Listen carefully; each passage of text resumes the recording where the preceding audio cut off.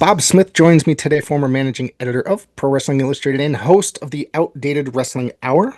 Bob, how's it going? I'm doing fine. I'm overworked and underpaid, but I'm doing great. No, the underpaid part has nothing to do with it. But I am overworked because I started a second podcast called the Outdated Yeah. Entertainment Hour. And Yep. I am loving doing that one. And I think our last two shows were the best we've ever done in terms of. We did a show with Brian Solomon about his great uncle, who was a character bit actor on Broadway. I thought it was an NPR quality slice of life on a podcast. I have never done a better podcast than that. And I couldn't. And I had an actor named Adam Baratow in the studio with us.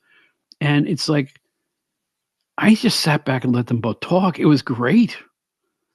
It was just such a human interest story. And, damn if I'm not enjoying podcasting, man. After all these years of getting back into wrestling, I'm finding that I like the nuts and bolts of podcasting even more.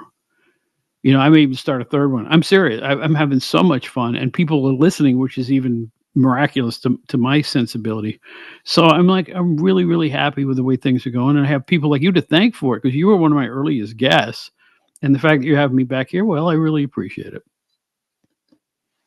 Well, I've been wanting to get you back on for quite some time, and me talking more old school stuff as of late, because we'll get into that. As to why I'm talking more old school stuff is I'm watching less and less modern wrestling.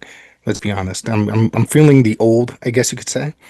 But you were a guest on my show probably a year, 2 years ago, maybe. And it's Mhm. probably, I've always ranked that as one of my most fun episodes, the conversation. I think we both didn't expect it to go nearly as good. I mean, I thought that we were going to have a good show, but ended up being an awesome show. We became pretty good friends over those next couple of years. Yes, we do. And that's the best part of it. I have made so many friends doing this silly stuff, both Yep. live and in person and just cyber wise. People that I bounce ideas off of and we just talk or we'll joke with each other online and stuff like that. It has been really cool. And another nice thing about the podcast is I'm meeting my old Peter Roy compadres from back in the day, 30, 35 years ago, all the time now. I've hung out with Craig Peters 4 or 5 times in the last year, which is crazy. But we have, and it's been he was one of my early guests on the show too, and it's like it's just so good to see a lot of these people again after all this time. But the better part is, we all have something in common, and that's an enjoyment of old school wrestling, and that's what kind of brings people together, and you can't really shake that. It keeps the friendships going, I think. I get a lot of time that I flack from some guys that I know around my area that are necessarily promoters and stuff that I've become very, very friendly with. They always complain that I have not evolved with the way that the sport has, and I don't really understand what necessarily that means. I've been not involved because I don't like deathmatch wrestling, intergender wrestling, comedy wrestling, stuff like that. You know what I mean? I Yeah, I don't consider any of that to be wrestling. I'm right there with you. I'm on the boat with you. We're on the canoe together. It's like I will not cotton to it. I think that if wrestling ever dies, it'll be that kind of crap that kills it. I'm sorry. I just don't have a stomach for it. You know, deathmatch wrestling. I saw pictures of these deathmatch, and they seem like nice people. That's the weird part. These guys who are going at it with weed whackers and stuff, they're kind of cool. They're like, I don't know how you train to hit somebody else over the head with a fluorescent light tube, but apparently there is a skill to it, or they'd be killing each other left and right. Okay, I kind of respect them for that, but it's just it to me. It's the whole thing is submental. Yeah, it's like I'd rather watch Gas House Gilbert versus S.D. Jones putting headlocks each other for 15 minutes. I would. It's just it's not wrestling. It's just shock. It's like shock radio used to be.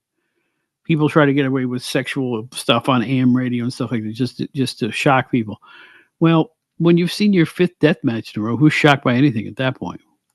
So I no, I'm just not into it. It's just I would really like to see traditional wrestling, and it's being modernized as we speak. There's no question about that. But I think that a key thing that today's promoters don't do is go back to the past for concepts and ideas. It's been done forever in every entertainment form. People tend to ignore the past when they're promoters rather than embrace it and see what they can recycle. I think there's a lot of stuff that people did in the 40s, 50s, 60s, 80s, 90s that they could do today, but they just don't do it anymore. Like an Yeah. Australian tag team match, you know what I mean? I've gotten did you see the clip of Hammerstone where somebody put a tie on him and lit fireworks attached to the tie? No, I This did recent not. this made the rounds recently. Missed it. Yeah. Good. Well, I always it was not entertaining, and I think that Hammerstone is probably one of the most sought after like free agents out there. Very popular. He's actually very good at what he does.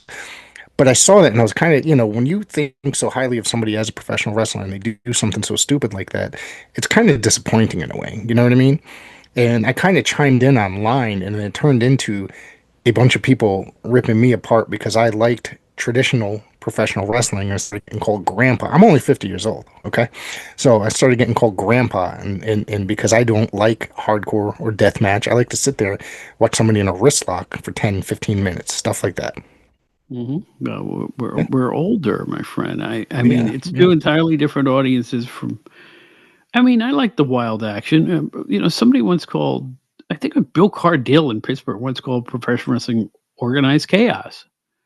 And there's nothing wrong with that. There's that sense of loose around the edges around the rule book type of thing that makes wrestling appealing, you know? That somebody could sneak like a foreign object into their trunks or hit somebody with an object outside the ring and not get caught. But there was a skill to the violence back in the day. There was a psychology to it. I don't understand how two people can hold, gardening sickles across the ring from each other and you call it a sport. That's the Roman gladiator time stuff. There And was a I will time, say, let me just allow me this too. absolutely. I I read a lot of wrestling Facebook, a lot of wrestling Twitter. I'm at my wits end with both. It's getting submental at this point. And I don't mean to bash any wrestling fans out there, but you know what? The constant AEW versus WWE the war that isn't even really going on. The sides have been decided in that gang, and we all know what the truth is. So it's just I'm just getting tired of the I'm right and you're wrong bit. But all social media is like that now. I'm right and you're wrong, and there's well then you're an idiot if you believe that. I don't need it. It's not instructive. I do think I know quite a bit about professional wrestling, having started watching it in 1970 and been in the business for 7 or 8 years. So I don't know what to say other than I got to avoid it. It's not good for your health. It's not. I don't feel entertained by it anymore. I was really into just kibitzing with people online, and now it's starting to get old real fast. Yeah, yeah. I'm using social media a little bit less and less as the days go by. It's kind of gotten on my nerves, so to speak. I Yeah. used to use it specifically to find out upcoming shows, upcoming concerts, stuff like Hmm. that. Because it's like Yeah.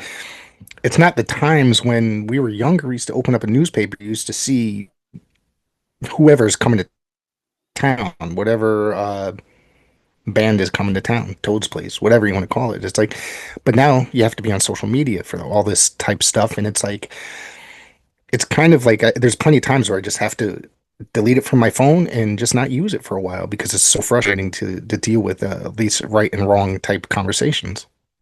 Yeah. Yeah. You know? I just the world is tense enough. I don't need more of it in my leisure time. We'll put it that way. So I'm weeding myself off of this stuff slowly. But I have like 12,000 Twitter followers, and none of it Yeah, had anything to do with wrestling. None of that. Most of that comes from the old days when I was a blues artist. When I was a singer and I had records out. right, So the people who have continued to follow me there. It's been a drop off there, but still, I got like just about 12,000 Twitter followers, and about nine of right. them were into wrestling. So I'm trying to build.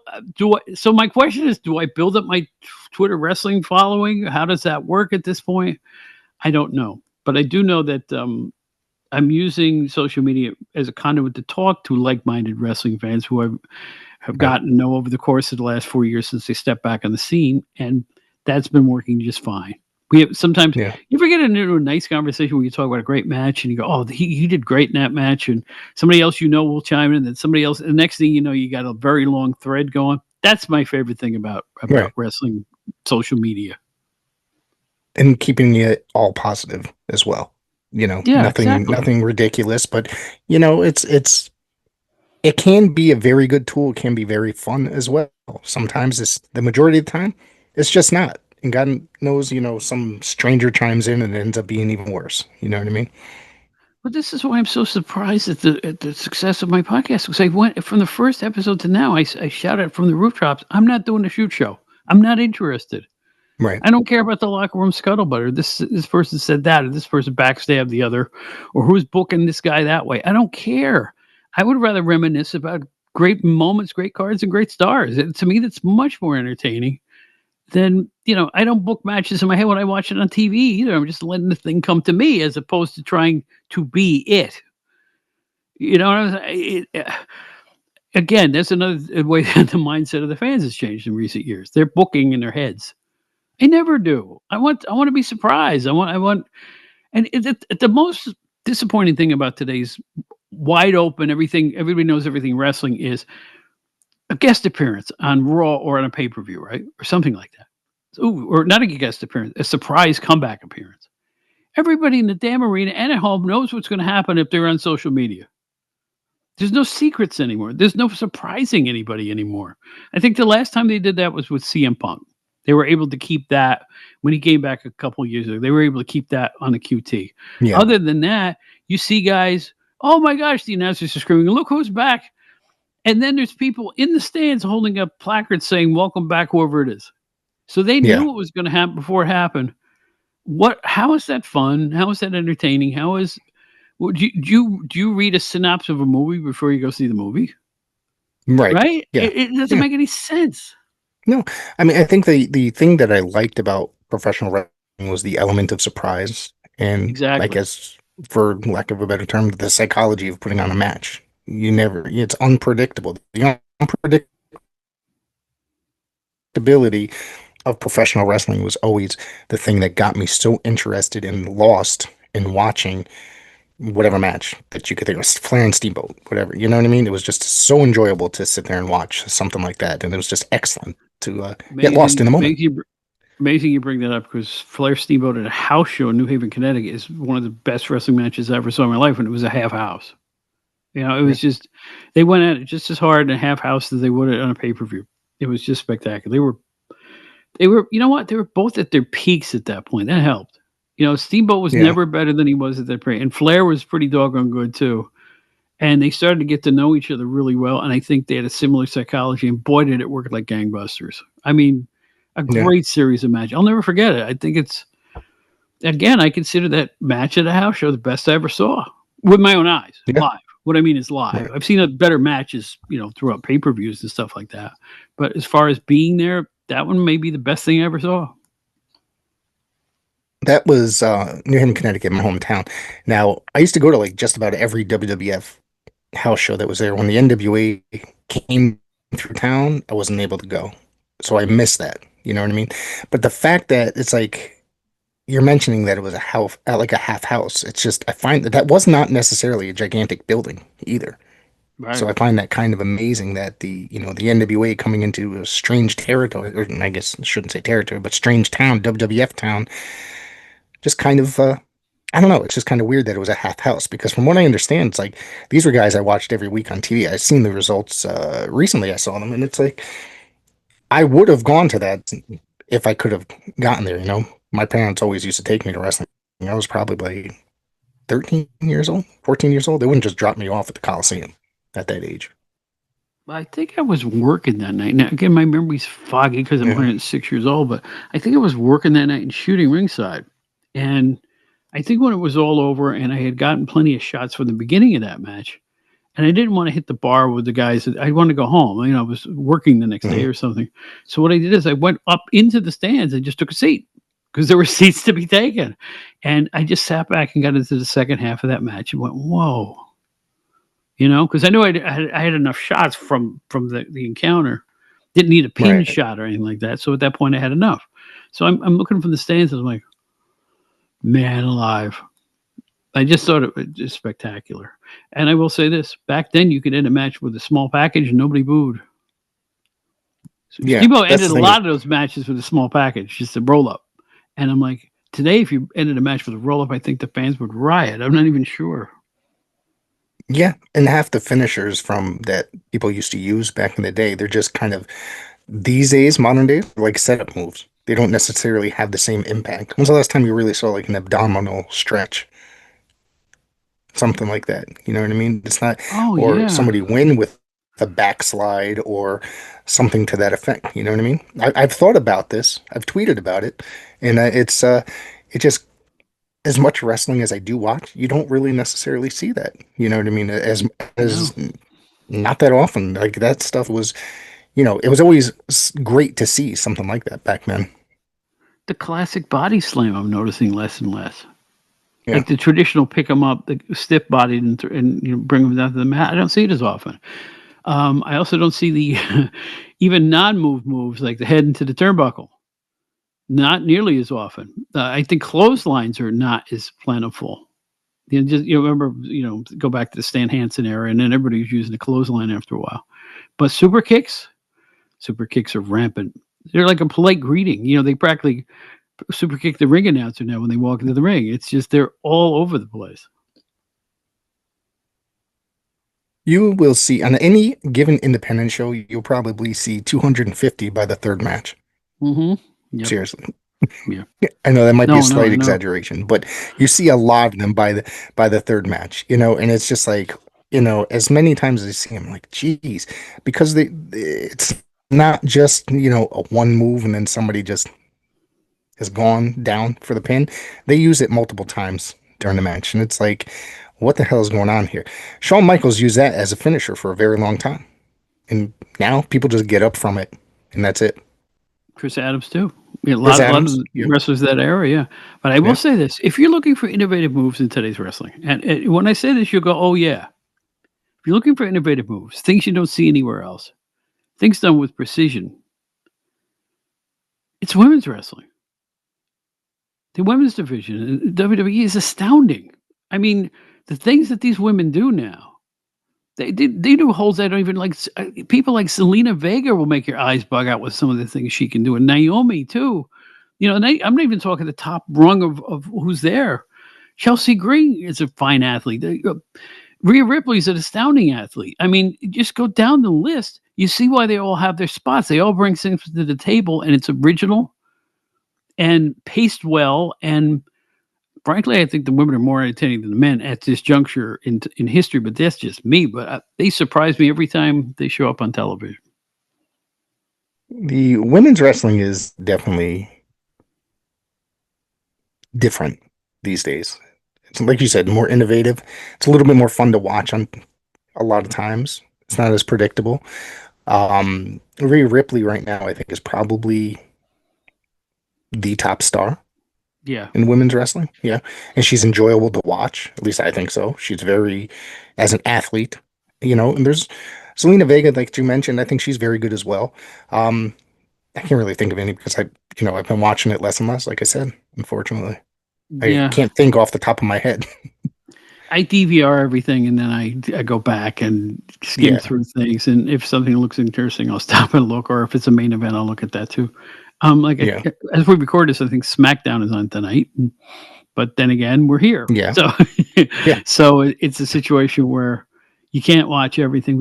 I try to keep my eyes on everything. I will never not watch wrestling, even if I'm not enjoying it. I just feel I have to have done it all these years. Why quit now? It's like, who knows? You never know. There's something changes the flavor of wrestling every 7 or 8 years. Something changes the mindset. If it's the NWO or if it's when AEW came about, where you took the top indie stars and put them all in one place, and just go on and so on and so forth. Something changes every several years. I'm waiting for that next change now, and I don't think the TKO WWE merger is that. I don't think that's changed much, other than damn it, at the end of last year's wrestling, they were all saying, "Oh, I love professional wrestling" at the end of the show. And then they Yes. go right back and start doing the dumb stuff like the Wyatt Six and all the stuff that makes me want to hurl a chair out the window. And if you notice that Wyatt Six has completely disappeared, you know why? You can't go anywhere with it.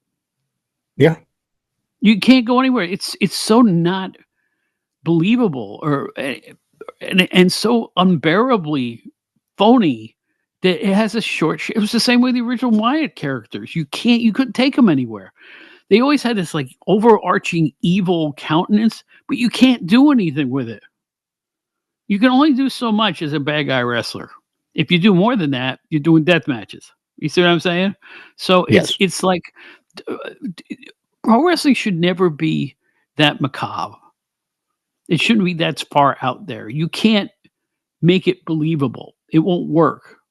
You can't develop a storyline that makes sense. Either that or you end up with like the insane John Cena Bray Wyatt match at that WrestleMania where there was no fans in the stands.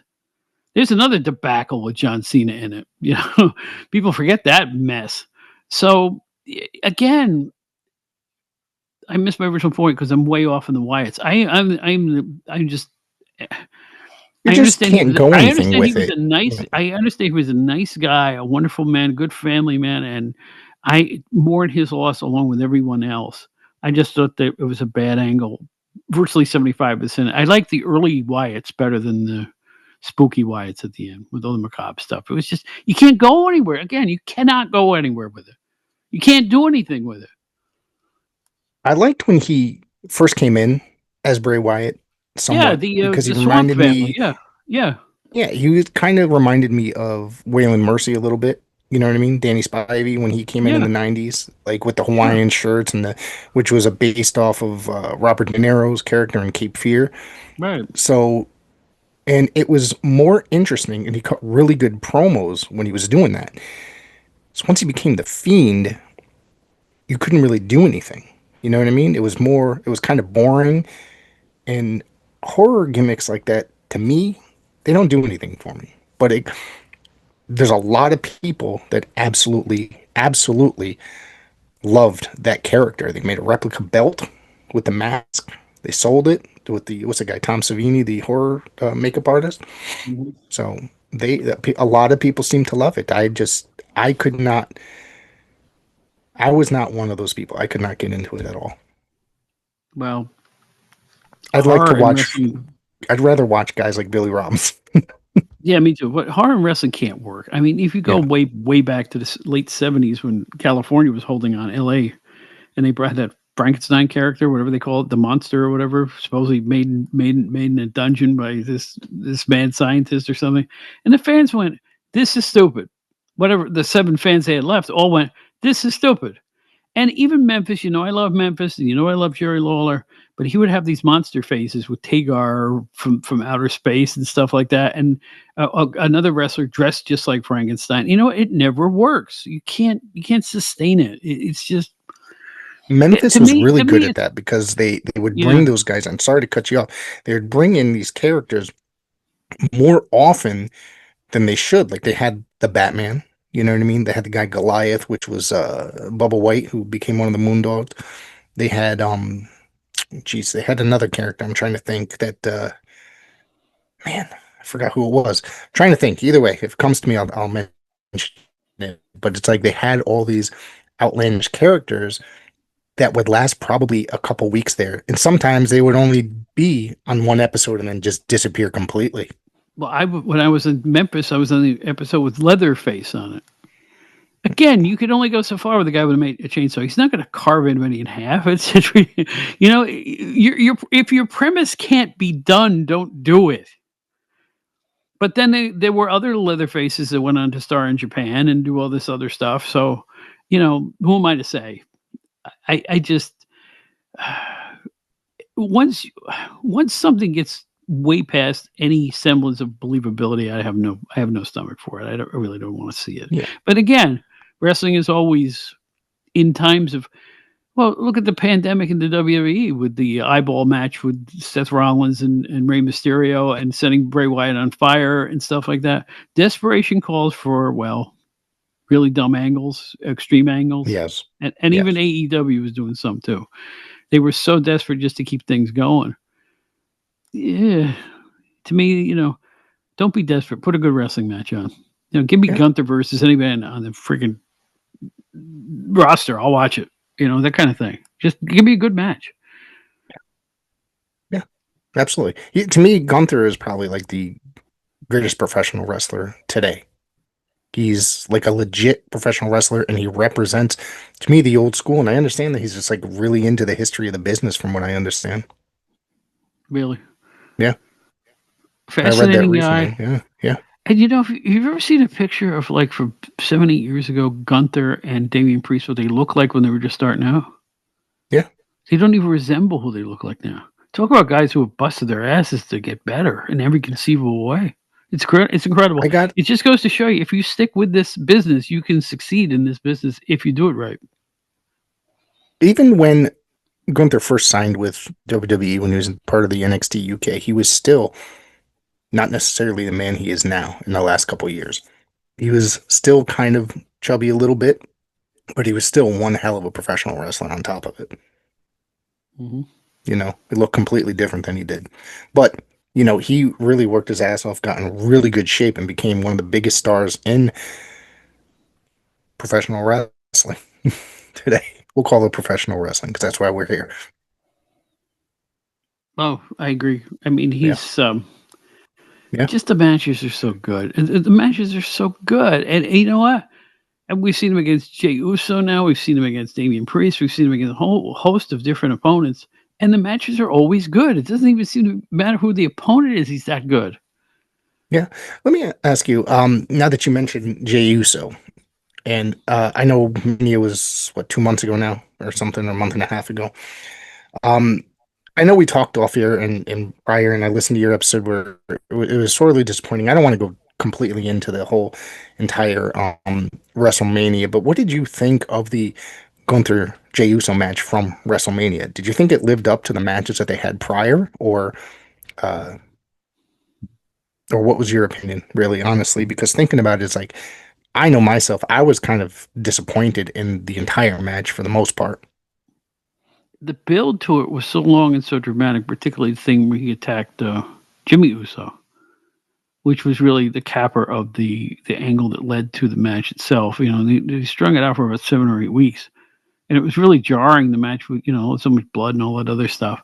So by the time they got around to the main event, and it turned out to be really just kind of a match, you kind of forgot about the whole build up at that point. It wasn't awful, but it certainly wasn't one of Gunther's shining moments either. That was the previous SummerSlam. I thought when Gunther lost his mind, he was great, Yeah. but I don't know. Yeah, I'm with you. I'd give it a C plus B minus at best. It wasn't a really really great match that we were expecting, but I don't think Jey Uso did anything wrong either. I Right. just I just think that you know what it looked like. It looked like we're gonna do this, we're gonna do that, we're gonna do this, and then he just did it.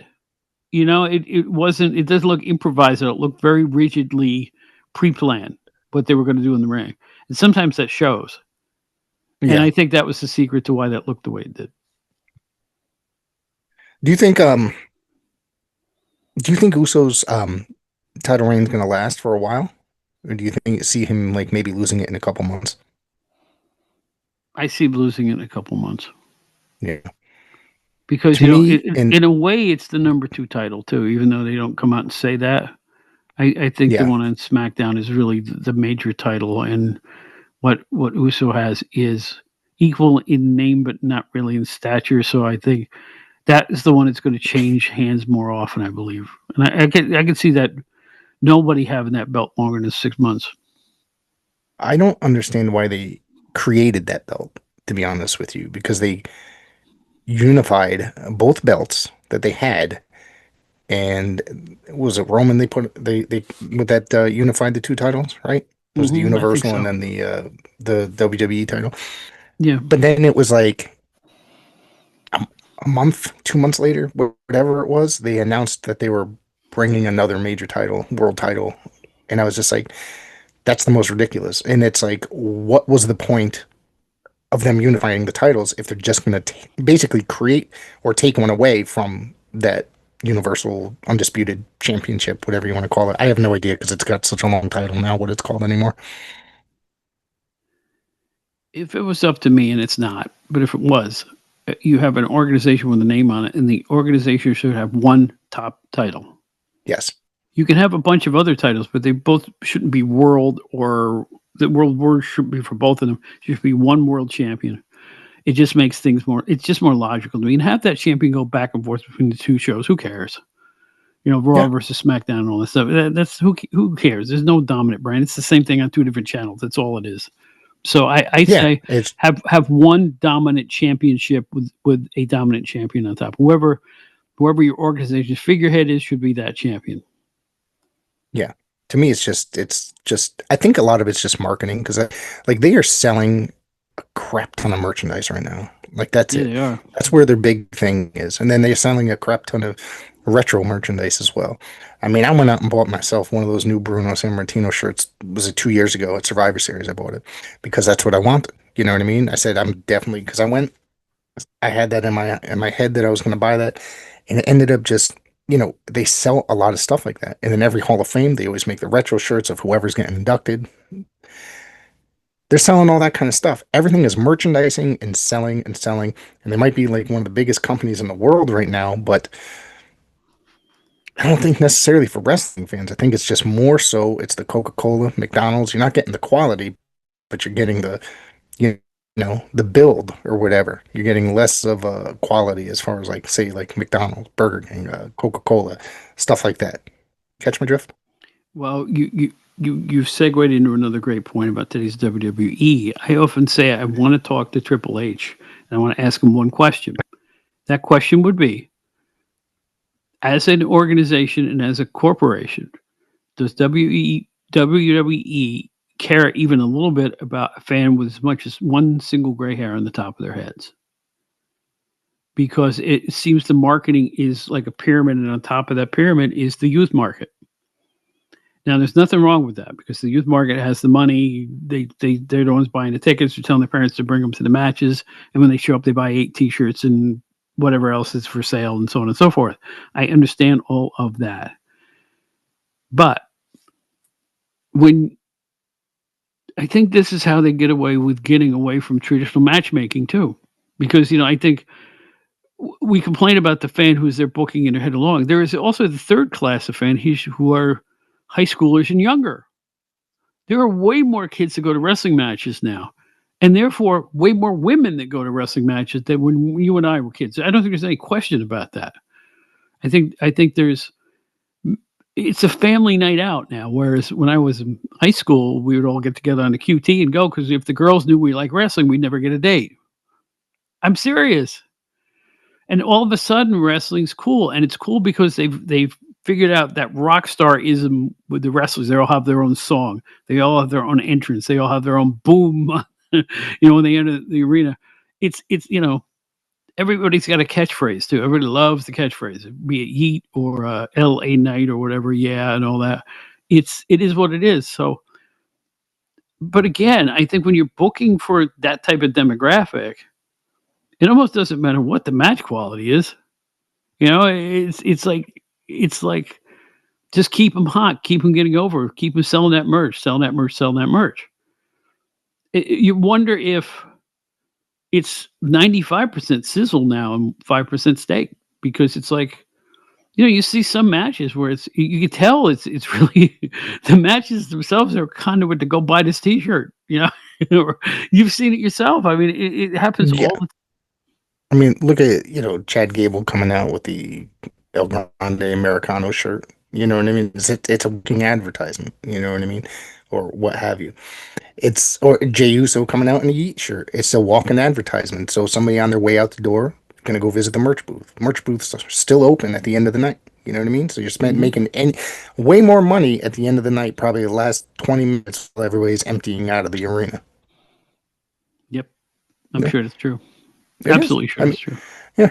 I mean, there's no intermission in shows anymore. You know what I mean? That's long gone.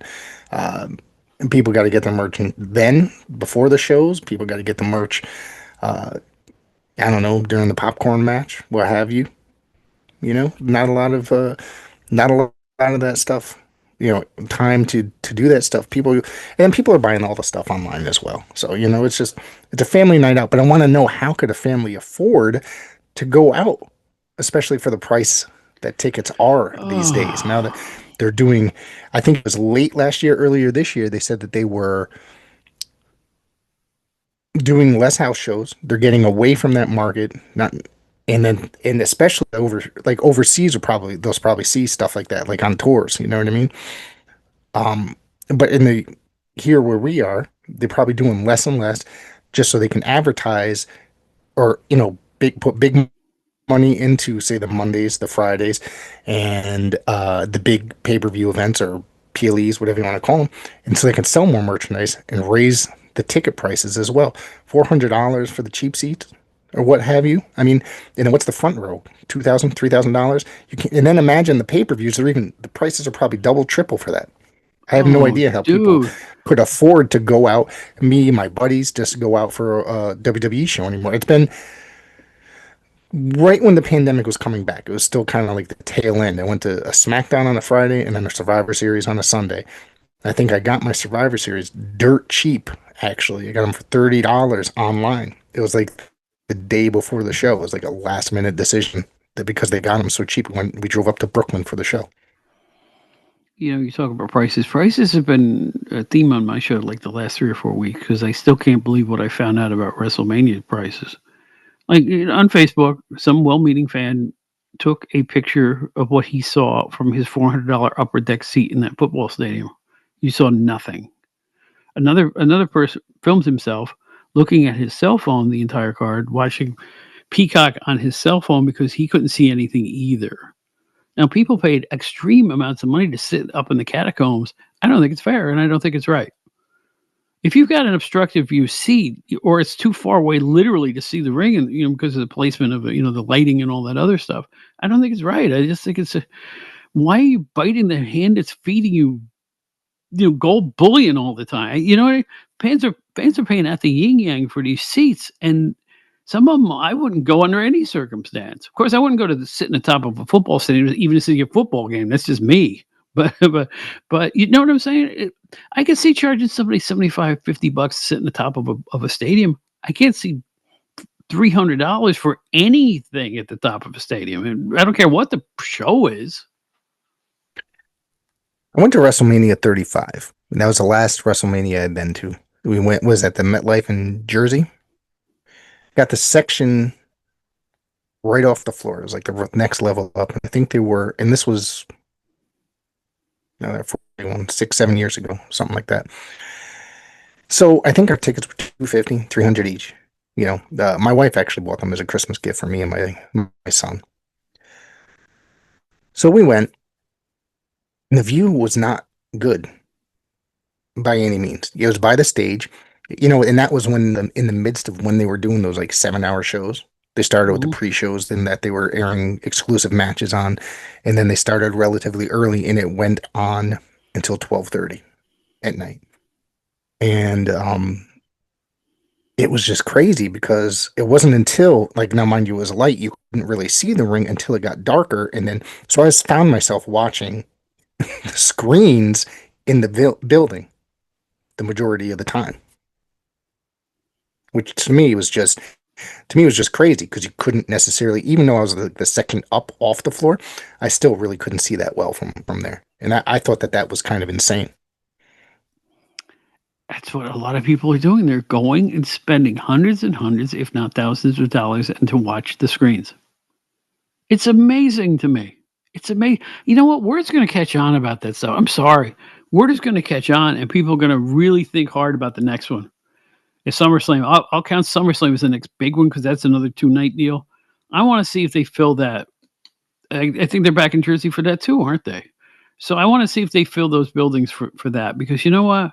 People are going to know. They're going to know. They're going to know that if you sit in a certain area, you're going to be craning your neck to even see a hot dog vendor, let alone, let alone Gunther. So let's see if they can sell out the way they have been. I'm frankly starting to think that wrestling belongs in nothing bigger than a hockey arena Yeah. because of the basis you're looking at a ring in the middle of the place. Keep it so everyone can see it at least. Yeah. Yeah, that's a good point. I wanted to ask you, what do you think them adding SummerSlam, like an extra night to SummerSlam, now doing 2 nights for SummerSlam? Do you think that they need something like that? I You're mean, damn it's you're just, to damn me, I find it ridiculous. Yeah, I know, but you know Sorry. what? WWE's gotten so big that you're damned if you do, damned if you don't. Didn't they just do a one night pay per view and everybody went, "Oh, they only had 6 matches. Where was this one? Where was that one? Where was my favorite star? He wasn't on the card." But when you do the 2 night one, it's like, "Oh, this is too much. It's overkill." So what the WWE's gotten so big, if you produce a 6 match card on a one night, you're leaving 75% of your roster off of the bill. So I kind of understand the 2 night thing because the roster is so huge now, and so many guys are getting women are getting pushed that you need the time. However, yeah, that's a lot of wrestling 2 nights. And you got to go if you want to see the whole thing. You got to go. You know, you're flying in from all over the country. You're buying 2 nights worth of tickets. I think it's almost gotten so overblown and so crazily big now. Everything is big. The entrances are big. The pyro is big. The arenas are bigger. I don't know. It almost seems daunting, eye jarring, and kind of an endurance test. When I go out to be entertained, I want to just sit back, relax, and enjoy what I can see Yeah, in front of me. If yeah. none of those factors apply once I've spent my $1,000 on a ticket, why am I going? But we're talking about $4,000 tickets now. If you're buying those, it's 2 nights in a row. So you're spending, I mean, God knows how many people. Say if you take your wife and kids, you know what I mean? You're spending a lot of freaking money. Who's got money like that these Yeah, days? Honestly. if you buy the cheapest seats there, you're spending a ton of money. You have to eat. Yeah. If you come from out of Yes. town, there's driving, there's tolls, there's whatever's going on. Or if you're flying from a different city, there's hotels, which are not getting any Hmm. cheaper. I mean, it's a major expenditure. It's like you have to look at it almost like it's a once in a lifetime thing. Now, those once in a lifetime buyers from the last WrestleMania, will they go down that route again? I am keen to find out what happens. I'm saying no. I'm betting that a good 15 to 20% of the people there did not have a good time. I'm serious. That's the vibe I'm getting from social media. So it'll be interesting to see if there's any blowback at their next bigger, better, badder, bigger, bigger event. You know, the 17 night Yeah. Well, Wrestle Blasto or something. You know, it's just you can only get so big, guys. You can only get so big. when's the next, they're going to take something kind of like, if you look at like, say New Japan, right? I haven't really watched it in quite some time, but they'll do like a series of shows under the same title for like a week. You know what I mean? Like whatever the series, I can't think, you know what I mean? But it's like, is WrestleMania or WWE going to do that? Do 3 nights, 4 nights of WrestleMania over a week period? Not that they really run weeknight shows anymore outside of Mondays and Fridays. I'm talking about like live events, like live, like PLEs basically. Do the biggest of the big several nights in a row. I don't think America has It's too much. I don't think America has the attention span for that. I don't. I don't think they have the attention span for that. I just don't. I don't. It's that's. Oh gosh! Imagine the. No, that's. What's next? A PLE every day? Just do a PLE every day. What the heck? I mean, And you they know could put, I what? mean, And do one on when they colonize Mars. We have to do one on Mars too. You know, bigger, better, bigger, bigger. Where's it end? Can't I just watch a nice match? Can I see a good match between two good wrestlers? yeah, Sitting in think a about it seat though. where I can see the ring, wouldn't that be a nice thing? There, there's wrestling on 7 nights a week now, basically. Think about Mhm. it. WWE's probably on what 4 or 5 out of those, whatever brand that they have, whether it be NXT, Raw, SmackDown. Now they started Evolve on Tubi. I don't know how many people are watching that. I really don't. Um, I'd like to check the numbers at some time because I've caught a few episodes. I've enjoyed it for the most part, but and then they have A&E series where they're running 3 shows back to back on A&E. Is it A&E? With LFG, the greatest moments, and then whatever the next one is. There's another show there. I forgot. I have them all on my DVR, but I don't watch all of them really anymore. And then there's just stuff on every single night of the week for if you're a wrestling fan. When does a wrestling fan, WWE fan, get tired, or a wrestling fan in general get tired of watching everything? It's on so often. I think the key to their success is you do have people that watch like a one or the other, but not both. Like I bet there's some people watch Yeah, just Raw, or some people that watch just SmackDown, or some people that just look at highlight shows on their own website or something. You know what I'm saying? It's like yeah.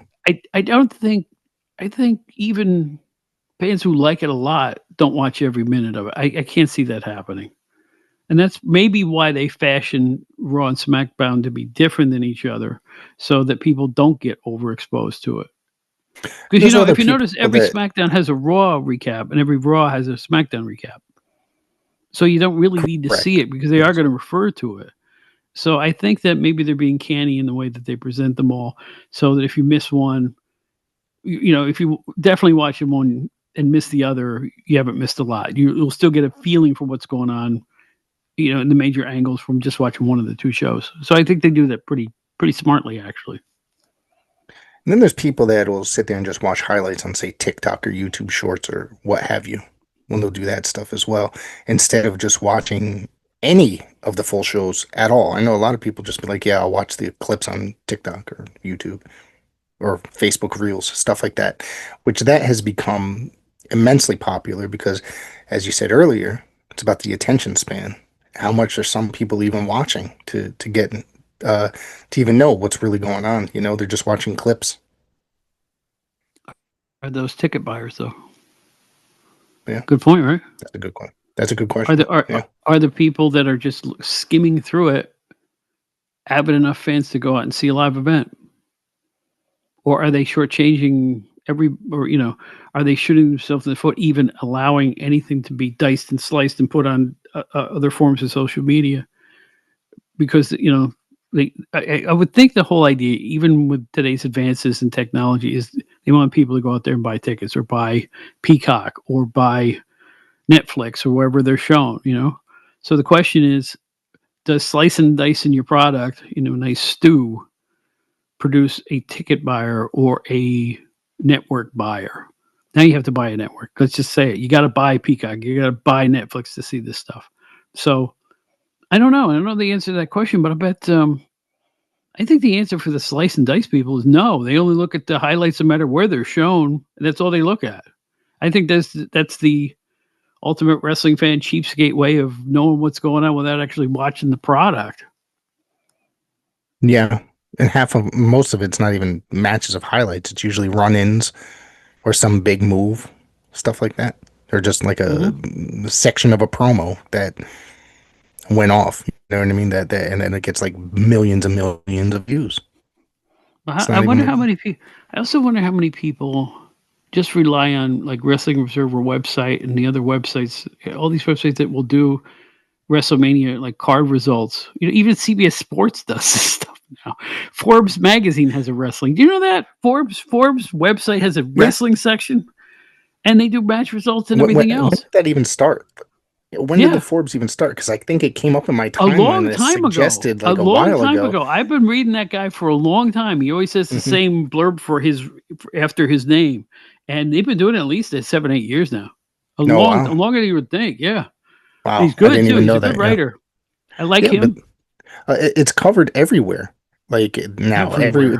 there's millions of websites now. Honestly, when obviously when in the infancy of the internet, it was the Observer when they opened their site. There was One Wrestling, you know, uh, and then with Mike Johnson and his group over at PW Insider, stuff like that. It was just kind of interesting when there was fewer sites. I mean, I used to read the hard copies of the Observer and the Torch back in the day, and a couple other newsletters that I could think of. You know what I mean? Back in the day, and it But was just even Sports Illustrated is doing stuff on wrestling now. Who yep, doesn't do stuff on wrestling now? I mean, yeah, it's reached that point of saturation. Whether it's a good or a bad thing, it's up to the.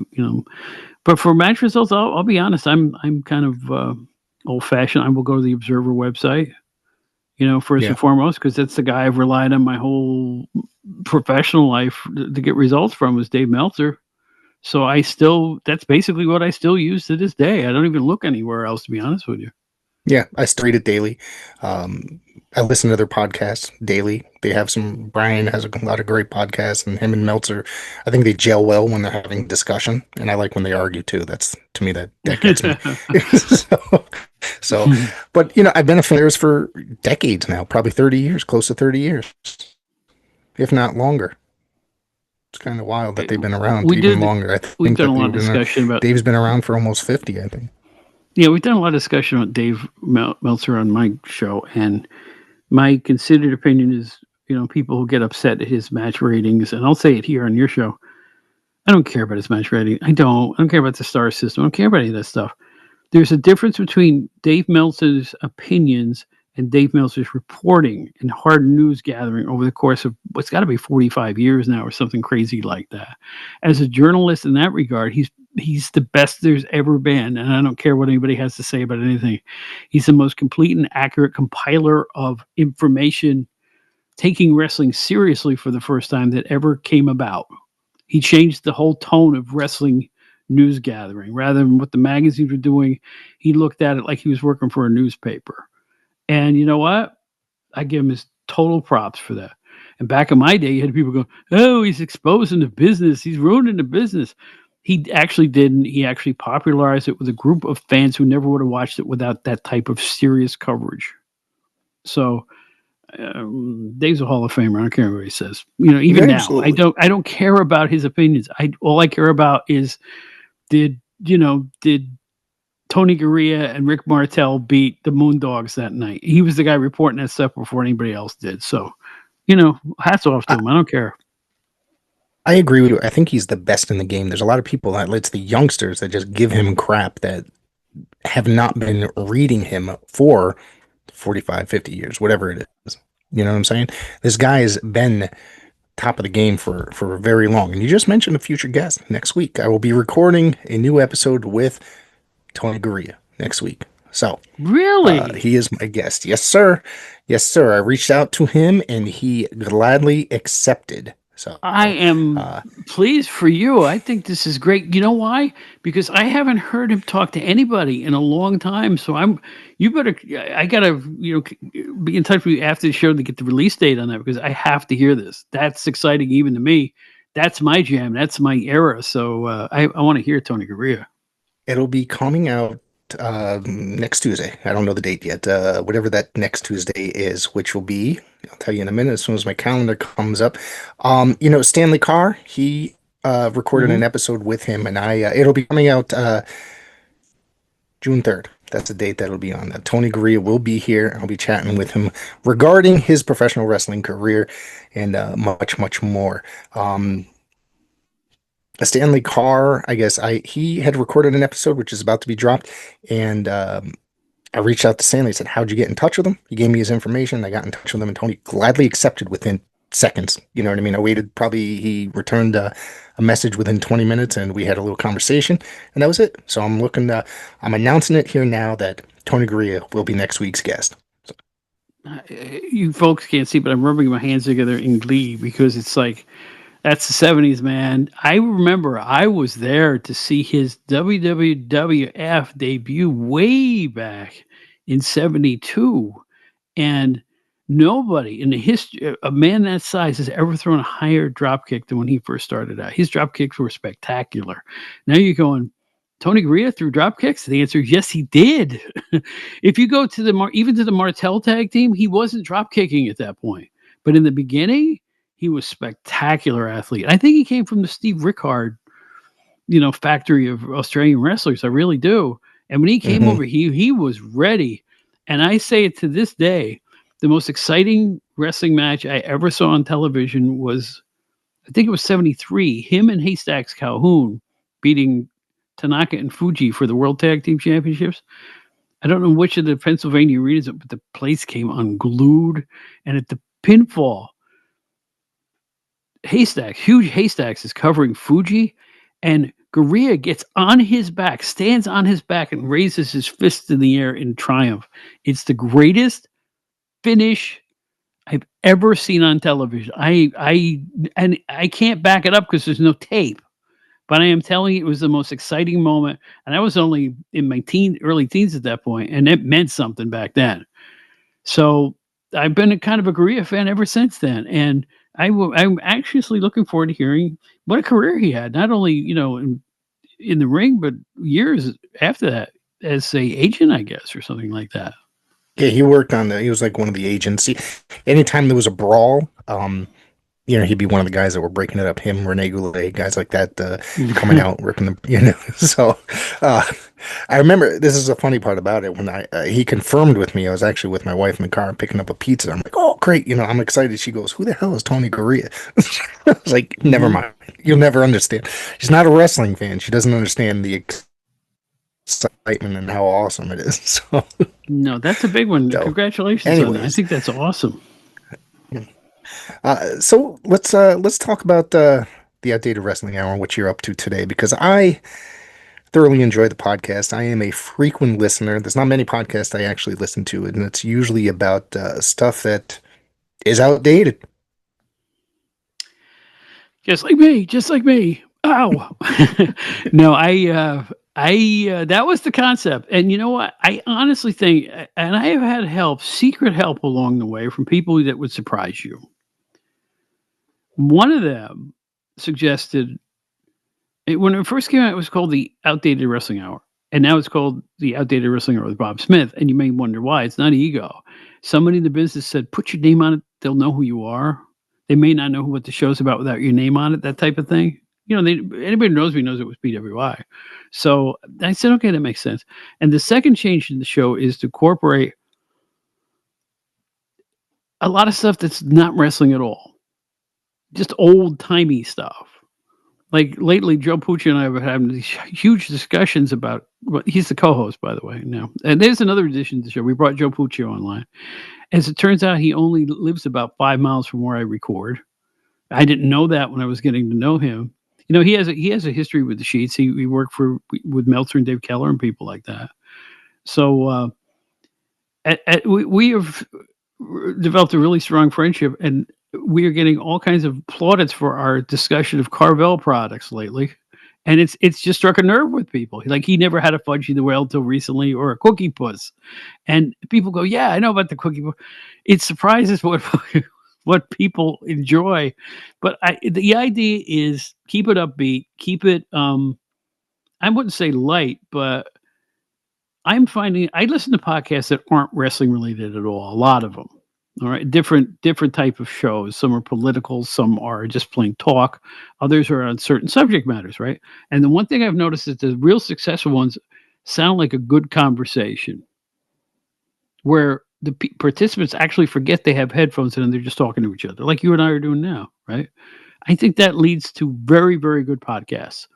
So the addition of Mr. Puccio, I think, has led me into that area. So we can start each show, on a light note, or on something that isn't specifically hard ass wrestling all the time. I learned that you just look at Jim Cornette show. They talk about his crabgrass for the first 15 minutes of many shows. So I'm finding out there's a key to that. Make people feel the camaraderie in the studio, and I think it translates to listeners. And I am shocked, man. I am. When I started on my own after John Rizzi gave me the bums rush off his show, and I'm saying it out loud now, I got nothing to lose. Um, I am shocked at the people who remember me from 35, 37 years ago at this point. It's absolutely stunning to me. I didn't, even when I was doing it, even when I was a younger guy working at the magazines, I did not know the impact and value that the work had on a lot of people. I really didn't consider that. And when I left the business entirely, I didn't consider that. And I now think one of the big mistakes I ever did, I worked for other wrestling magazines too, was leaving the business entirely. I don't think I should have done it. I think I had a better reputation for myself than I realized I had, if that makes any sense. Because my phone was always ringing, and at one point I stopped answering it. I just didn't want to be involved in wrestling anymore because of the debacle of PWI moving away, and I couldn't go with them. So I just swallowed her. I got a job in another format of a magazine. But to make a long story short, um, people remember that stuff, man. It flabbergasts me. It really does. I'm not a wrestler. I wasn't a lead announcer on a TV show, though I did a few things on TV, but I was just a guy writing articles, and people remembered it. So I figured, why not just go with it? Just go with it. If you're entertaining people now, that's the icing on the cake of my whole wrestling career. And I think it has been. And I don't have any intention of stopping. The success has been too crazily good. I mean, Shoot, we have never not charted. I'm not saying we're number 1 or number 10. We'll never be, but when I land in the 40s, that's fine. Or the 50s, 60s, in terms of the top 200 wrestling, there's 900 wrestling podcasts out there. If I'm in the top 100 every episode, that's it. What more do I need? And I'm doing it, and I hardly promote the damn thing. All I know how to do is social media, and I just kind of make announcements, and that's all the promotion I do. That's it. So that means to me people are having fun. And if they're having fun, I'm having fun, and vice versa. And the idea of this is to have some fun before I kick. You know what I mean? Because I'm not as young as I used to be. Shoot. I mean, I've had fun. I've been on your show 3 times now, and it's Yeah. kind of amazing. And I've had enjoy, I enjoyed listening to your show. Obviously, I remember you from reading magazines. I have a box of old wrestling magazines. I think I started looking through them. I saw your name in there. I sent you a couple pictures of some of them I found, and it's one of the better shows out there. Not to, don't want to sound like I'm kissing your butt or anything, but I really enjoy the show. It's fun. And I was a regular listener to Rezzy's podcast, but it's I don't want to say anything mean, but it's not as enjoyable as it once was, in my opinion. It's over. Yeah, He I believe now stopped. it From is. what I was told Yeah, recently, that he suspended operations on that particular show. And well, basically, I think he had already redone all his shows. yeah. The review of the show between the Brian last year's and then when I was on in the end there. So I think he's redone all his old shows, and there's really no place left to go with it. But no, I will say this about the podcasting thing. When I started to get into this, if you listen to my first show to my current shows, it's miles different. I mean, it's like I was just gabbing into my $19 mic on my first show. I have invested in equipment. I have learned how to edit. I do the whole thing myself. I don't farm out any of the work. And I edit like a professional recording studio engineer. I do. And then when it's done, I master it. So I'm enjoying the minutia of the work as much as I am talking to people. I'm enjoying the producing and the editing far more than I thought I would. And all I want is for people to hear it really clearly. That's a big deal with me. There's some wrestling shows. I'll be honest. There's some wrestling shows I would listen to. I can't hear them. The sound is so bad. I cannot hear them. I want to People hear sit some of these sound. people. I say they sound like they're talking into a coffee can. Some people, Yeah. you know. Yeah, my show I'm is talking about. improved greatly the production of it, and I do everything myself. Yeah. And it's Yeah. I bought better microphones over the years. I bought better computer. I bought all this stuff. I use better programs now. Dude, even the cables I use are meant for audio. The ones that Yeah. they go into the computer system. I'm learned about transfer rates and all this other stuff. I've been having a good time, and Micro Center should give me the key to the warehouse, because I've done so much business with Micro Center buying various electronics over the last 3 years. No, I'm having a blast doing it. That's basically the whole thing, and you add the entertainment show on top of it. I'm just having fun, man. This has been a stone cold gas, and the fact that people like you listen to it, and other people that I respect, and Brian Solomon tells me he listens to every show, and Brian Solomon listens to every one of my shows. I mean, to me, that's as good a compliment as I would ever want to have. I'm still trying to build the audience, though, but I'm afraid that these audiences can only go so far. If I'm talking about Joe Turco from 1973, how many people around that even know who Joe Turco is at this point? Or Johnny Rods, or the guys from that era. The 70s were my jam, and the 70s are a long way away now. So what I'm hoping is people will hear me talk about those people, and then go on YouTube, and then go on Dave Dynasty's, or Chris B. Lettuce, or all those other guys, or the Marius Evoldi tremendous tape library that he has. I Go on mean, some of these places and find what I'm talking about. It's good stuff. let's talk about that tape library. Why not for a few minutes? I find more and more amazing things being uploaded, and they're acquiring more and more libraries as you know as we speak right now. It's like they have. I think when they started it, they said they had over 5,000 hours, and this was what, 2 years ago the app Hmm. started roughly. Hmm. Hmm. And they've bought several libraries since. I think they bought the Central States Library, they bought the Pacific Northwest Library. They have a kind of partnership with the Wrestling Legends Network by what the hell's his name? I forgot those guys' name. I'm sorry. Adam, whatever, and either way. So they're buying tapes from there as well. So they have some amazing, amazing things. They own some AWA stuff because they did stuff in partnership with them. And some of the early USWA stuff from Texas. I mean, it just keeps getting better and better. And I've been a subscriber since day one, and I thoroughly enjoy it. There's plenty of times on a Saturday morning when I have nothing to do, I'll sit there with my coffee and watch hours of old IWCCW or ICW stuff. Every time something new comes out, it's so much fun, that channel. And it was great to, I speak to, it was great speaking to Mario when he was a guest on this show, and it was a lot of fun learning so much about him and his family. And I speak to Daniel every now and again. It's just there's so much greatness going on there and on their network, I think.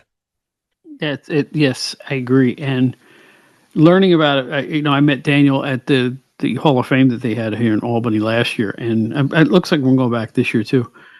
They are doing a heck of a job, and it's cheap. It's one of the cheaper things you can buy. And I try to keep myself from watching it too much because I'm an old IWA fan. I'm talking about the Jack Yes. Reynolds stuff and all They that. just bought I think they just uploaded a bunch of old IWA recently. So, Yeah, they're having a festival or something they're calling yeah. a special time with the IWA. So it's like, man alive. I mean, when the IWA was new in '75, me and my friends used to get together to go to the local bowling alley. We were all underage, but they let us sit at the bar at midnight and watch the wrestling. It was great. So I don't know what to say other than between Mario's thing and you got Crispy Lettuce's thing and you got Dave Dynasty bringing back old Bruiser Bedlam shows and this and that Hmm. and just some nameless, faceless person out there who brings back a show and posts it. God bless all of you.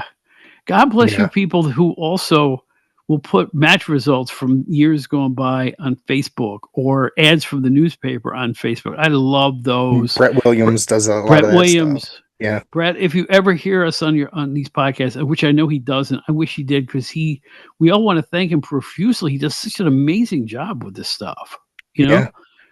And Yeah. it's just it's the cream of my coffee every single day. If I'm scrolling Facebook and there's an ad for Altoona, Pennsylvania from 1978, come on now, that's the goods right there, man.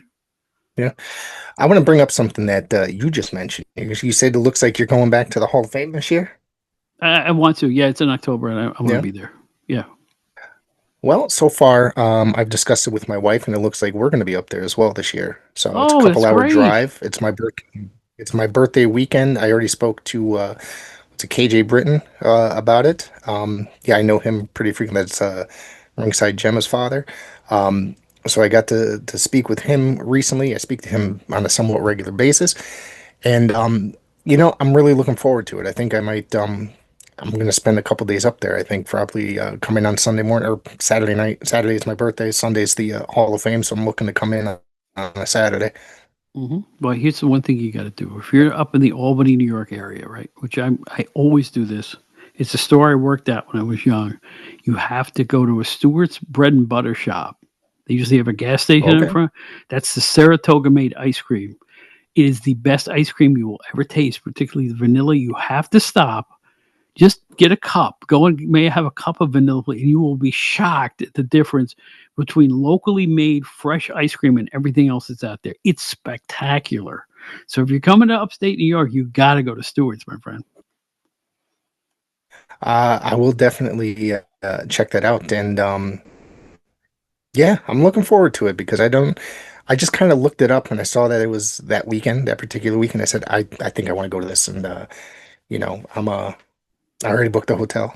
So I'm looking. It's Really, going to be fun, I think. Yeah. Yeah. Yep. I have to get my plans in order for that. I definitely want to be there this year. I did have a very good time last year, and I think so. It'd be nice to see you in the flesh, Yeah. and it's a lot of other people. I'm really good friends with a lot of people up there. I grew up near there, so Yeah. um, yeah, I want to be there. I definitely want to be there. I had a good time. I had such a nice time last year. It was really great. Bring a suit though. They make you wear a suit to the banquet. Yeah, I saw. And they I are read serious about it. all the instructions. Yeah, Yeah, yeah. I they're said I deadly told my I serious had about to. that. Yeah, I did get to meet Seth Turner last year at the NWA 76th anniversary show. He just so happened to be there, and I introduced myself, and he was like, "Oh, I know exactly who you are." That dude is so freaking nice, very Yes, friendly he is. guy. Hmm. And it was amazing sitting there having a conversation with him, and I was gonna try to make it up there last year, and I wasn't able to. I don't know what exactly happened. I can't remember now, but this year it looks like we're going forward with it and going to be able to make it up there. So yeah, But last year Bill Apter was to be inducted right. um, in one of the categories, and as well as Kurt Angle. Neither could be there for that particular day. In fact, Bill had gotten sick and could not be there. So I was coming up just to see Bill. To be honest with you, the drawing thing for me was Bill Apter getting inducted to the Hall of Fame. I wanted to be there. Well, unfortunately, he couldn't be there. But then I contacted Seth Turner about it before we knew Bill was going to be sick. And when Bill was sick, Seth says, "Why don't you come up and do some of the things Bill would do?" He said, "Come up and interview these wrestlers at the gathering, the afternoon before the thing. And they have kind of like a meet and greet slash mini convention before the thing, before the awards that evening." So I came up and interviewed a whole mess of wrestlers there, the Godfather and Tony Atlas and Tito Santana, and it was a stone cold blast. And I got to meet a couple of people who I'm still friends with to this minute last year. And when they all knew I was local, they all got excited because I grew up in that area, and it all felt natural to me. So to me, it gives me a chance to go visit my old hometown. And this year they're inducting Tony Atlas, Tino Santana, Trish Stratus. Who knows who else is going to be inducted this year? So it's going to Yeah, be it's it's going still to be a lot of early. fun. Yeah, It's going to be a lot of fun. It's affordable, and it's old homework for me. So there's a lot of reasons I want to come up again. And I want to see Seth. yeah, Seth Turner's a great guy too, like you said, very yeah. accommodating, and he was very, very good to me on my first visit. So we made a new friend, which is hey, you can't get enough of those. I guess you're right. I guess you're right. What do you want to talk about now? What is there that the Outdated Wrestling Hour and Bob Smith? What do you have coming up? Anything What do we exciting? have coming? What do we have coming up? Well, as long as I'm surviving from week to week, it's a good thing. I don't know when this show. I don't know when this show is coming out. As we sit here speaking, we just released a show, and we usually have a theme topic. Hmm. The one that just came out today, which is as we tape this, it's May 23rd. Steve Gennarelli from um, Stick to Wrestling with John McAdam, and Howard Baum, the gadabout who has been in and out of the wrestling business for years. We talk about wrestling conventions, and that's out right now. Next week, on the 30th of May, we've scheduled Barry Horowitz, who has a new book out, the famous WWE. I guess I don't want to call him he's a preliminary wrestler basically, but he also had He a lot was of a runs in a lot of professional different wrestler. territories. Yeah, He was. yeah, He he was the was. professional Yeah, wrestler. That's right. and he was a June 6th, phenomenal. Yeah, he was sorry. good. He Yeah, was really good. yep. June 6th, we have some guy named Rick Del Santo. Do you know anything about him? He's been bugging me and all this other stuff. I don't know. Never heard of him. And on the 13th, I have scheduled Ed Helinsky, who was the original WWE magazine editor, and he did everything on the magazine during the earliest days. And we're going to compare and contrast the kind of jobs we had in wrestling magazines, which should be a hoot and a holler. So that should be pretty good. And I'm up to that right now. We also have the entertainment hour right now. We have Star Trek. Nice. Brian R. Solomon and Steve Gennarelli and I, who are all first season or first series Trek Mania guys, talk about that for about an hour and a half, and not a second is wasted because it's made us all, including several of my listeners, go, I got to go find these original episodes.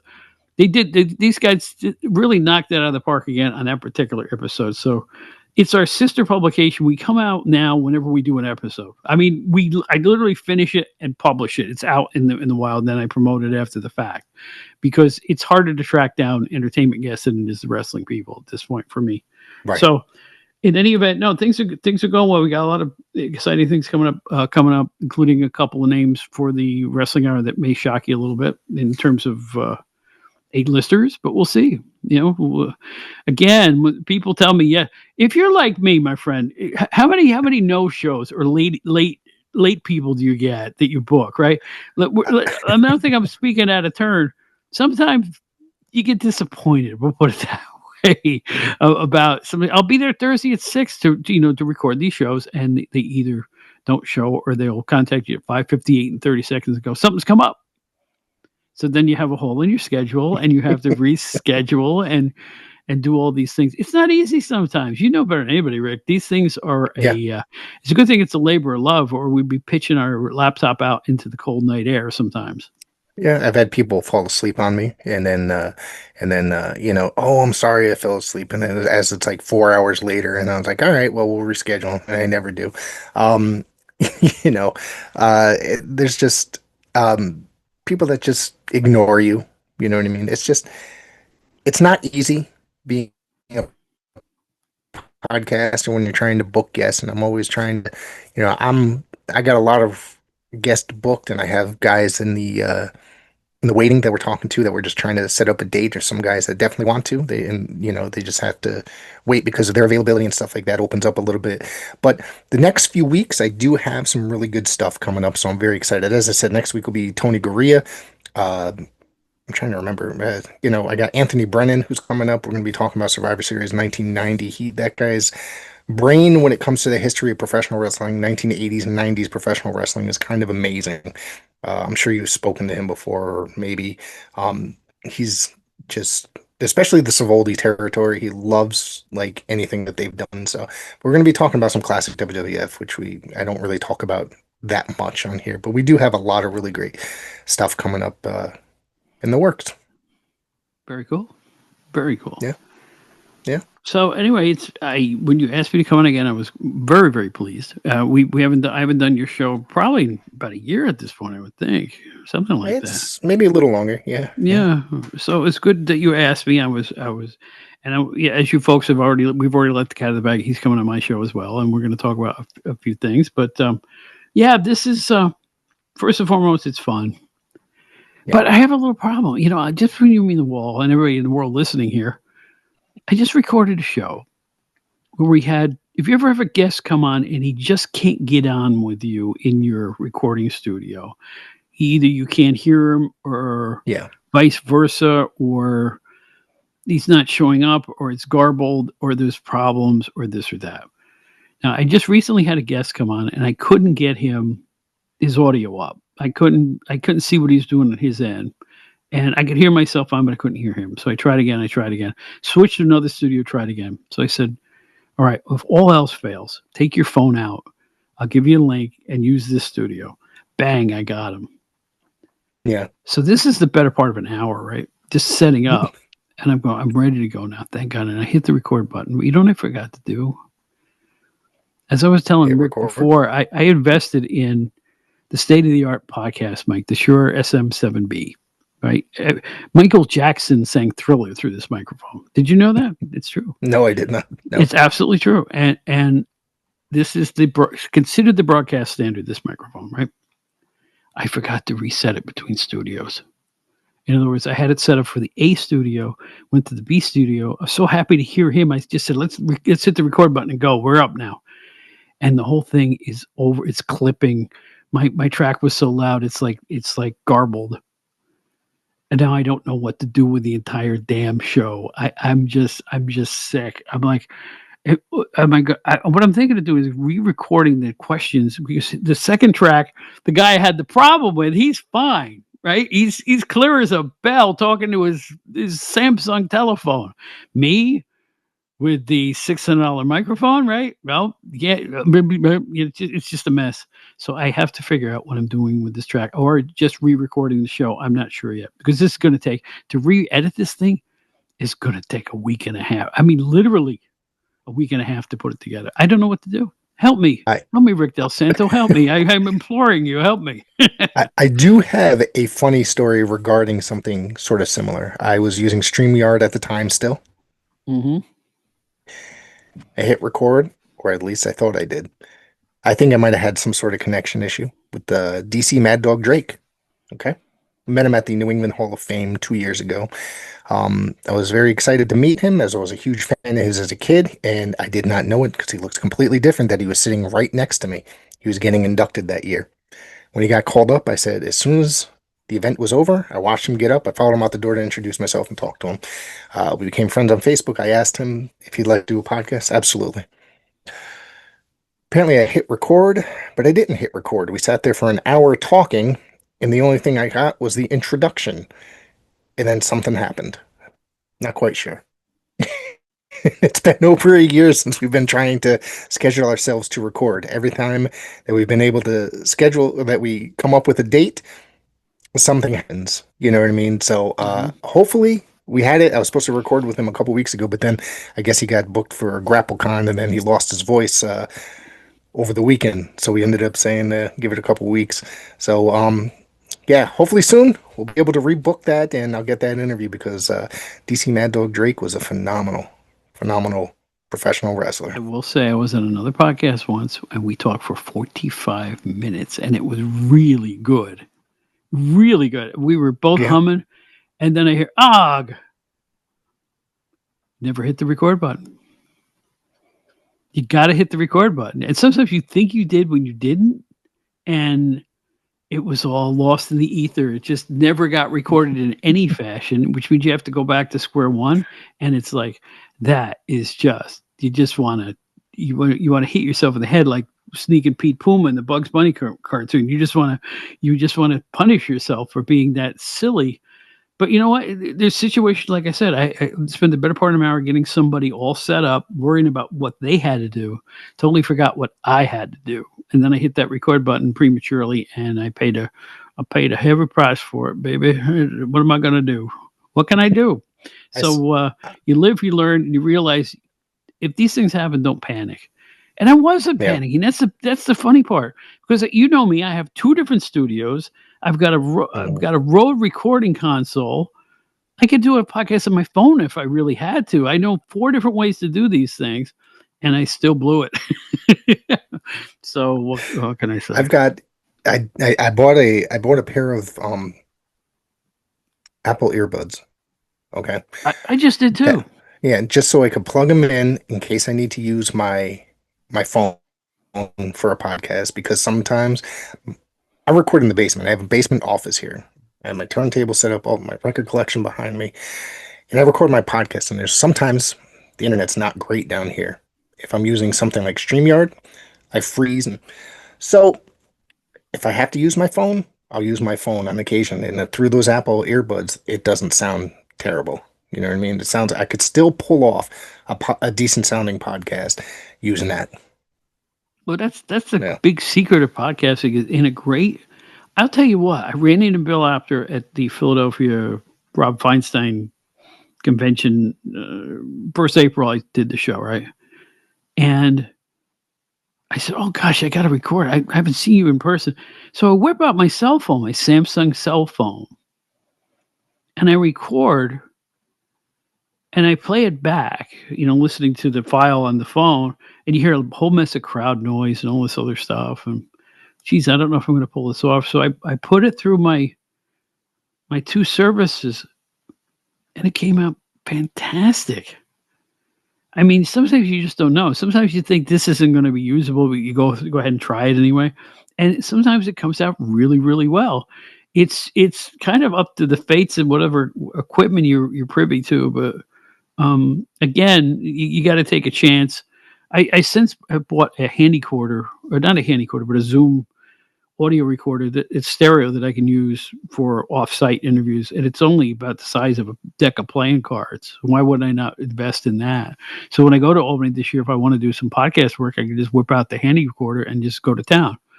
And once I put it through the filtering, once the mastering and all that stuff, it's going to sound mint. So it Yeah. really is kind of a golden age for doing this stuff. You don't have to haul around like bags and bags of equipment to do an off-site podcast anymore, as long as you kind of know what you're doing going in. It's fun. Yeah. It really is a lot of fun. I bought two mini mics that I plug whatever, the adapter thing into my thing.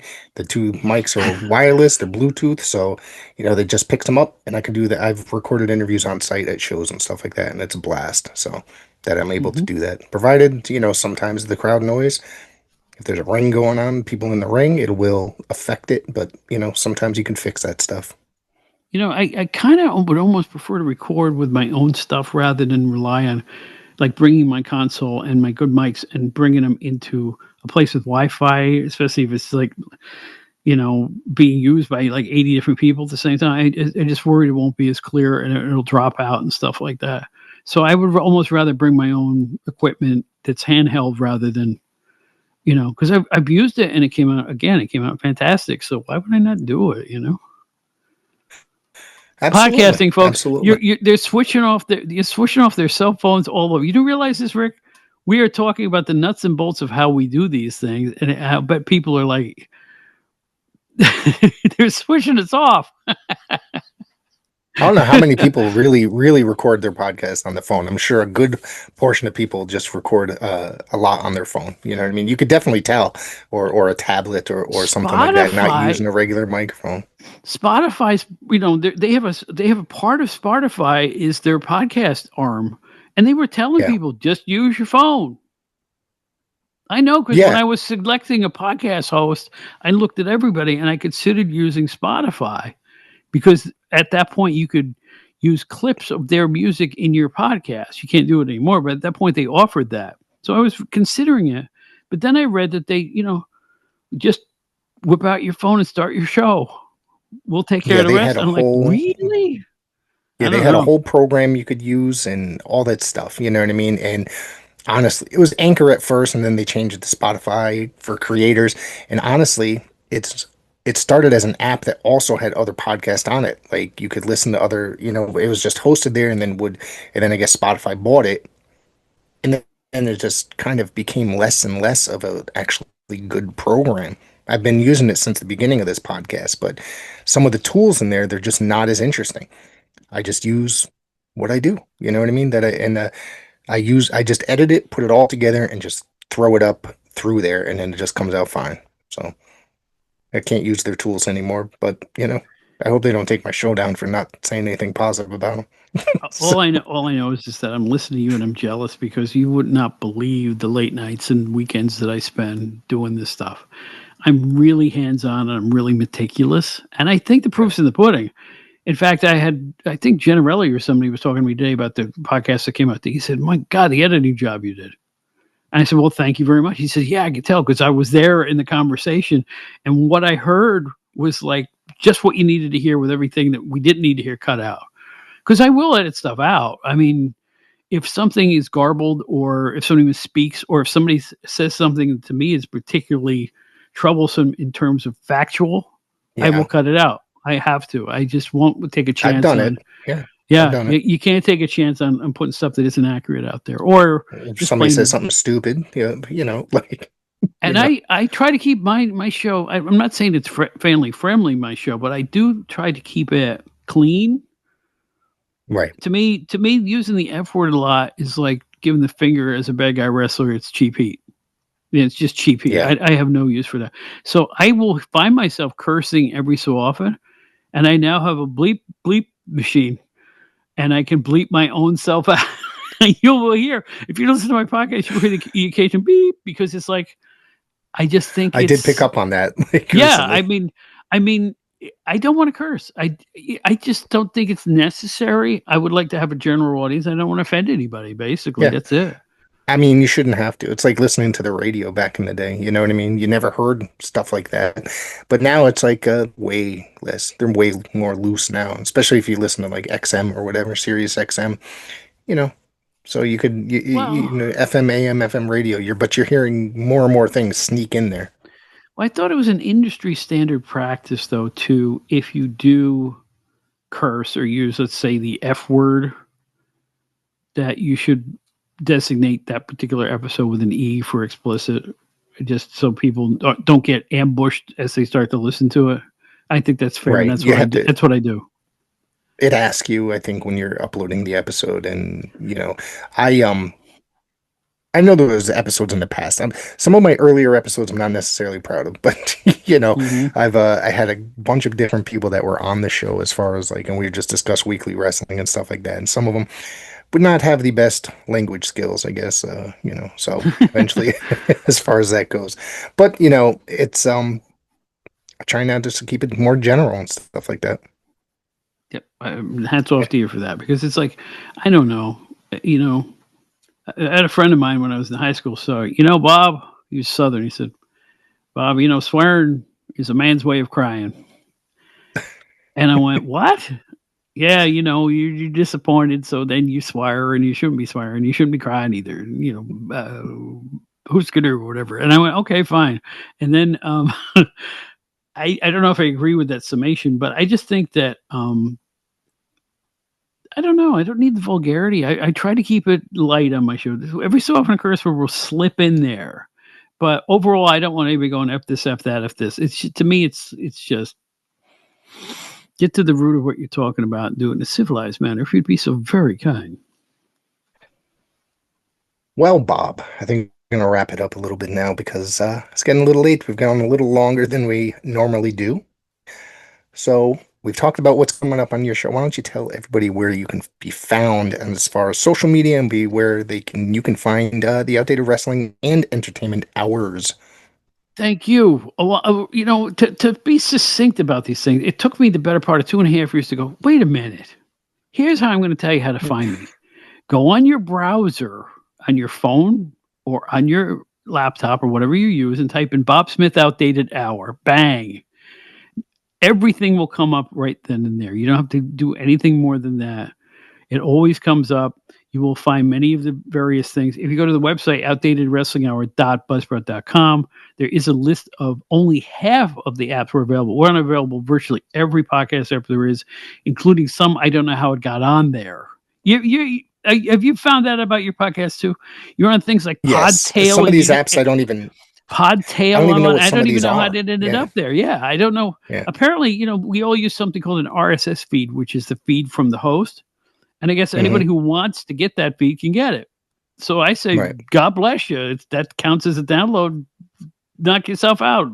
Oh, podcast app I've never heard of, but but in any event, no. We're also on YouTube for older people and I find out there's a lot of them who just want to hear their podcast on YouTube. They don't want to go fishing for it, and that's fine. Right. There is a whole audience for it there. Yeah.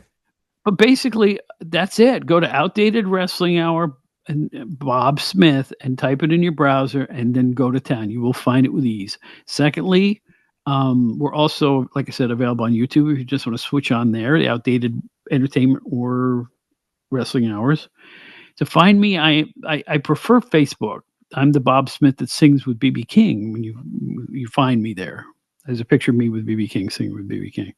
Um, I'm also outdated underscore Bob on Bluesky,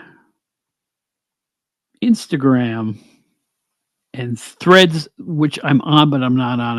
I never do anything on that thing. And I'm also still on X too, or X, however you pronounce it now.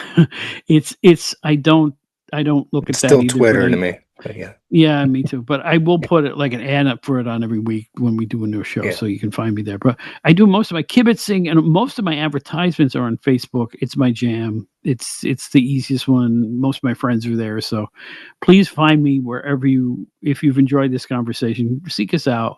We're here to entertain you all, and we'll teach you everything you want to know about wrestlers like Pete Sanchez, Pinky Larson, and the Fabulous Kangaroos. And how many incarnations were they, the Fabulous Kangaroo? There's a whole show in that. You know how many Yeah. kangaroos there were? I did not know this until somewhat recently, just a few years ago, because it was always a name I heard, saw a couple matches, read about them in magazines as I was a kid, like going buying older wrestling magazines. And it wasn't until recently somehow I got them in my head and I looked them up. I didn't realize there was so many incarnations of the tag team. Tons, but it evolved though. It's like an old Yeah, rock band. Like one guy would retire, they replace with someone else. Then the other guy would retire, they replace him with someone else. And it just kept perpetuating because it continued to draw.